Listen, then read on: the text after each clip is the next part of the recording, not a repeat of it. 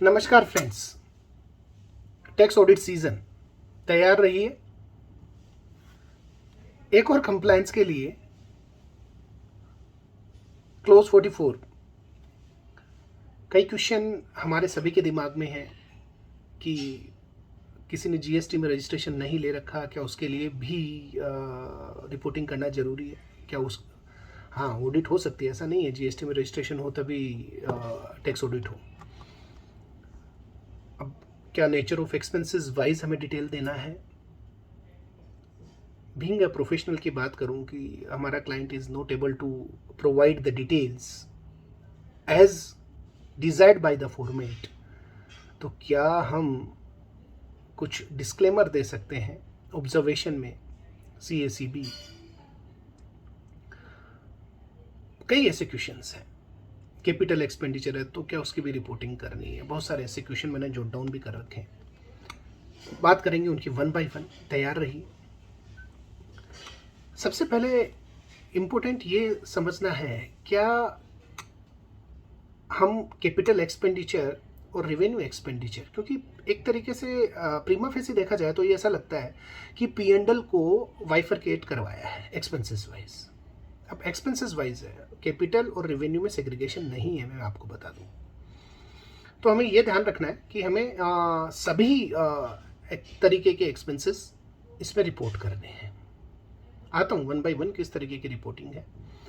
Number 2, बात ये आती है कि सेग्रीगेशन तो नहीं दिया, पर क्या नेचर, अब लेट्स अज्यूम मेरे पास है प्रोफेशनल फीस से रिलेटेड एक्सपेंडिचर, तो क्या मेरे को reporting professional fees nature of transaction लिख के फिर रिपोर्ट करना है आइटम वाइज आइटम? ऐसा नहीं है। रीज़न क्या, वहाँ कहीं कॉलम ही नहीं है कि आप नेचर ऑफ आइटम दे सकें। वहाँ टोटल एक्सपेंडिचर, फिर वाइफिकेशन, जीएसटी रजिस्टर्ड, अनरजिस्टर्ड, ऐसा दिया गया है। तो आप क्या कर सकते हैं, जितना भी टोटल जीएसटी और नॉन जीएसटी के आइटम है, फॉर्मेट अभी मैं डिस्कस करने वाला हूँ, उसका टोटल आप एक साथ एक ही लाइन आइटम में डाल सकते हैं। ऐसा नहीं है कि लाइन आइटम आपको बढ़ाने रहेंगे, ऐसा नहीं है बिल्कुल भी। क्या सभी ऑडिट एसएससी, जो ऑडिटिंग एसएससी हैं हमारे, क्या उनके सभी के लिए, सभी एसएससी जिनकी टैक्स ऑडिट होनी है उनको सबको देना है? क्या ये मैंडेटरी है? बिल्कुल मैंडेटरी है। टिल डेट कोई अभी तक डेफरमेंट नहीं है इस क्लोज का, जो कि रिलीज कर दिया गया है। नेक्स्ट क्वेश्चन जो मैंने नोट डाउन कर रखे हैं कि प्रेजम्पटिव टैक्सेशन के लिए भी क्या रिपोर्टिंग रहेगी? सर प्रेजम्पटिव के कैसे, टैक्स ऑडिट कैसे? यस, 44 ADA की अगर हम बात करें, अगर आपकी रेवेन्यू डिजायर्ड 50% से कम है तो आपको टैक्स ऑडिट करवानी रहेगी। अगर करवानी रहेगी देन अगेन 44 ADA भले ही आप उसके अकॉर्डिंग करवा रहे हैं, पर आपको वाइफरकेशन क्लोज 44 का देना रहेगा। नेक्स्ट बात आती है कि जीएसटी रजिस्टर्ड है एसएससी या नहीं है, इररेस्पेक्टिव। जैसे कि मैंने बताया 20 लाख से कम रेवेन्यू भी हो सकती है प्रोफेशनल के लिए। अगर वो जीएसटी रजिस्टर्ड नहीं है, 50% से शो कम करना चाहता है, तो भी उसके लिए 44 क्लोज अप्लीकेबल रहेगा। मैंडेटरी सभी के लिए है।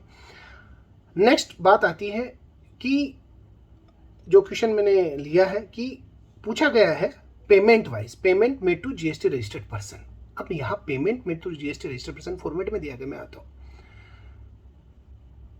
तो क्या ये पेमेंट करंट ईयर से रिलेटेड है या प्रीवियस ईयर से रिलेटेड है? जीएसटी रजिस्टर्ड पर्सन पूछा गया तो आप मान के चलिए आपको इररेस्पेक्टिव करंट ईयर है, लास्ट ईयर है, उससे कोई फर्क नहीं पड़ता, आपको रिपोर्ट करना रहेगा। नेक्स्ट, नेचर ऑफ एक्सपेंसेस मैंने आपको पहले क्लियर कर दिया, जो मैंने पहले ले लिया था। एक और दिमाग में क्वेश्चन आता है, बीइंग अ प्रोफेशनल मैं ऑडिट करने जा रहा हूं, तो क्या अब इन्फॉर्मेशन इतनी जल्दी तो अवेलेबल हो नहीं सकती कि भाई मैंने बोला, और कई एसएससी ऐसे होते हैं कि कंबरसम प्रोसेस है सब कुछ आइडेंटिफाइड करना जो फॉर्मेट दिया गया है। अगर बहुत ज़्यादा ट्रांजेक्शन है, कम ट्रांजेक्शन तो ठीक है, दैट्स फाइन इनफ। बड़े ट्रांजेक्शन एसएससी नहीं कर पा रहा, तो क्या करना चाहिए? मेरा ओपिनियन है हमें डिस्क्लेमर दे देना चाहिए। हमारा ऑब्जर्वेशन कमेंट्स में 3 CACB के अंदर रिगार्डिंग आवर कंसर्न कि वी कैन नॉट वाउच, और कह सकते हैं कि जो मैंने यहाँ पे लिखा हुआ है इंटायर की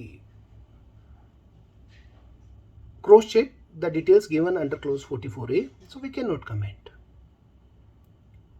राइट। अब आपको मैं बात करता हूं कि जो फॉर्मेट दिया गया है, रादर देन एक चीज़ इसमें मैं आपको क्लियर करना चाहूँगा कि सर हम रिपोर्ट भर देते हैं, पर अगर आप खुद ही श्योर नहीं है कि जो इन्फॉर्मेशन दी गई है वो सही है तो गलत देना, I will note, it's my opinion.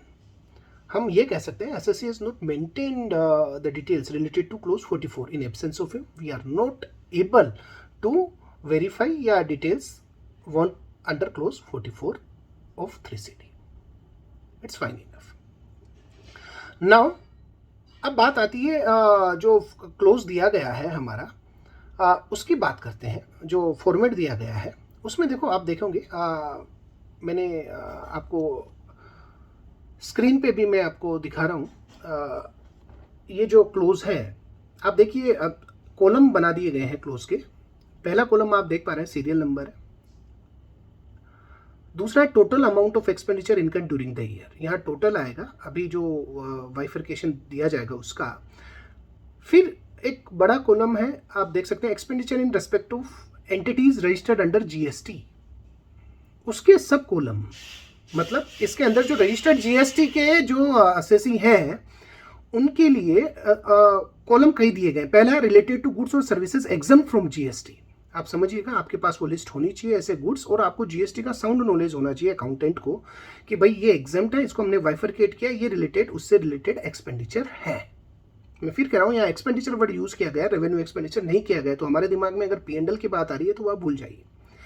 Fourth column में आप देख सकते हैं, थर्ड फोर्थ फिफ्थ सिक्स एक ही कॉलम में आप देख सकते हैं जो expenditure related two entities registered under GST है उनके बारे में। फोर्थ कॉलम है relating two entities falling under composition scheme, जो कंपोजिट हमारे कंपोजिशन स्कीम जो डीलर हैं जिन्होंने कंपोजिट स्कीम ऑप्ट कर रखी है, क्योंकि वो जीएसटी आउटपुट जो है चार्ज नहीं करते इनवॉइस पे, और इनपुट भी नहीं ले सकते, उनसे रिलेटेड अगर आपने कोई परचेज की है उसका आपको अलग से बाइफरकेशन देना है। Relating to other registered entities, यानी कि आपने देखिए एग्जम्प्ट का एक थर्ड कॉलम में पूछा, फोर्थ कॉलम में कंपोजिट का, और फोर्थ कॉलम में कंपोजिट का, फिफ्थ कॉलम में अदर रजिस्टर्ड, मतलब अब अदर रजिस्टर्ड से जो भी आपने एक्सपेंडिचर किया है, माइंड इट एक्सपेंडिचर किया है, वो सारी की सारी डिटेल आप देने वाले हैं। आप एक्सेल में बनाएंगे चाहे कैसा भी आपने एक्सपेंडिचर किया है, टोटल कर लीजिए एक ही आइटम में, पर सपोर्टिंग जरूर रखिएगा।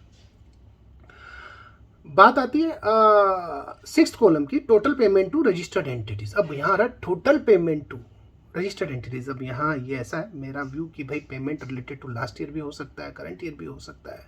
It's again quite I believe surprising कि हमें ये सब डिटेल पेमेंट अलग से देना पड़ रहा है, but still data capturing, but still how it will work and benefit to the government, it's again subject to their fulfillment of expected desired. Now the seventh column expenditure related two entities not registered under GST, इससे related आपको बिल्कुल जिनसे आपने suppose करो छोटे दुकानदार हैं उनसे जो रजिस्टर्ड नहीं है उनसे आपसे रिलेटेड एक्सपेंडिचर किए हैं, तो वो सब इसमें आने वाले हैं। तो माइंड इट, आपको ये क्लोज बड़े ध्यान से, अगर आप टैक्स ऑडिट रिपोर्ट में देने वाले हैं तो बड़े ध्यान से ये क्लोज आपको देना पड़ेगा, बट डिस्क्लेमर भी ध्यान रखिएगा, हो सकता है कि बड़ा ट्रांजैक्शन है नहीं कर पा रहे। और भी मैं देख रहा हूँ अगर कुछ रिलेटेड मैंने क्वेश्चन लिखा है, बट आई बिलीव मैंने कई क्वेश्चंस दिए हैं, यू आर वेलकम, क्योंकि ये अगेन एक नया हमारे सभी के लिए चैप्टर रहेगा। आपके क्वेश्चन इन्वाइटेड है, आप बिल्कुल कमेंट बॉक्स में डालिए, I will try to answer it out. And अगर आपको वीडियो अच्छा लगा हो तो don't forget to like and subscribe. Description में भी मैं लेटेस्ट अपडेट देता रहूँगा इस वीडियो की। अगर कुछ भी नया मेरे को लगा कि डेवलपमेंट है तो definitely I will write in the description of this video only. आपके सजेशन, आपके नए पॉइंट, आपके व्यू आर सोलिसिटेड, ताकि हम आपस में इन सब चीज़ों से डिस्कस करके इस पर्टिकुलर क्लोज को और रिफाइन कर पाएँ और दूसरों को बेनिफिट दे पाएँ। Thanks a lot for watching this video. Stay tuned for latest update. Thank you.